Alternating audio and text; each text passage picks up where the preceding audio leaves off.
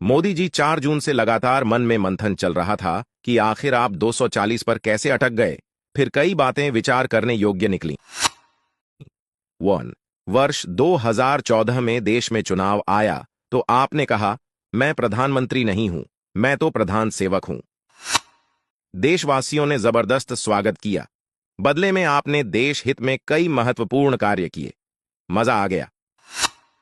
मजा आ गया।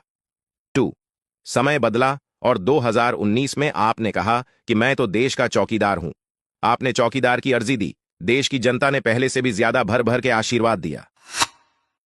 और इस दूसरे टर्म में आपने पहले की अपेक्षा देश हित में और कई अभूतपूर्व काम किए। साथ ही संसार में यश और नाम खूब बढ़ा। हमें बहुत खुशी हो रही थी। मजा आ रहा था। 3 फिर भी बहुत तकलीफ थी।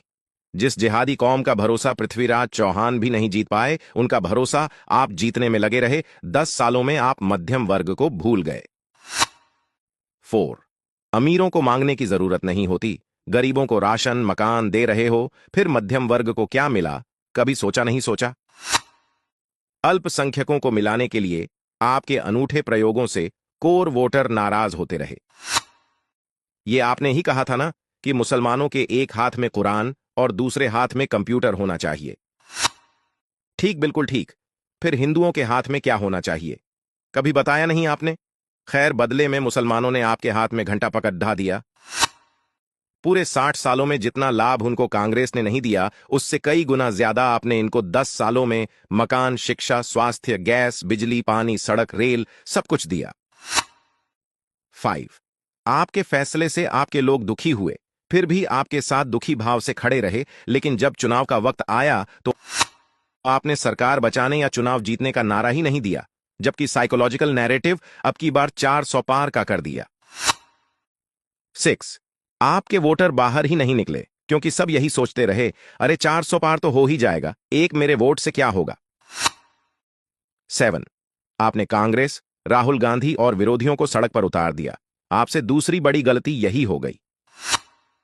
8 बंगाल में आपके कार्यकर्ता मरते रहे, प्रताड़ित होते रहे, रोते रहे, कलपते रहे, मगर पूर्ण बहुमत की सरकार होते हुए भी आपने कुछ नहीं किया।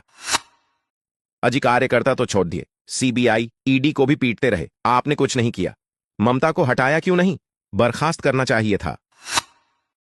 9 आज उस राहुल का कद इतना बड़ा हो गया कि उसने अपने मामूली से कार्यकर्ता से आपकी अमेठी वाली प्रत्याशी, जिसने कभी स्वयं राहुल को हराया था, को भारी अंतर से पटकवा दिया।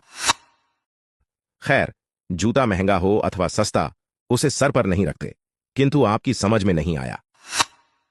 10 आप नहीं माने, बीजेपी वॉशिंग पाउडर से धो धोकर दूसरी पार्टी के भ्रष्टाचारियों को पनाह देते रहे, क्योंकि आपको विश्व की सबसे बड़ी पार्टी बनना था।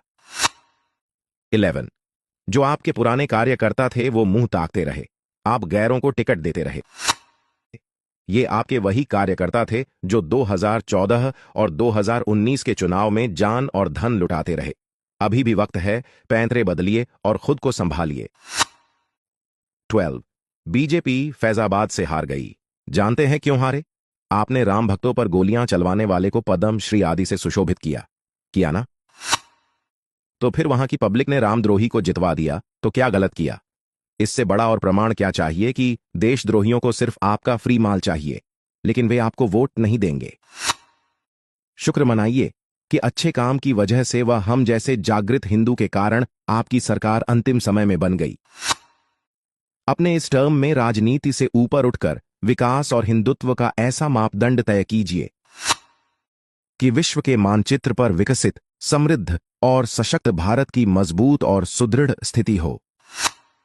आखिर में आपने पार्टी और देश को 2 मैन कंपनी के तरीके से 10 वर्ष चलाया है। इस रवैये को अब थोड़ा बदल दीजिए और थोड़ा अपने कार्यकर्ताओं की बात पर ध्यान देना शुरू करिए। थोड़ा हिंदू मध्यम वर्ग की भी चिंता कीजिए।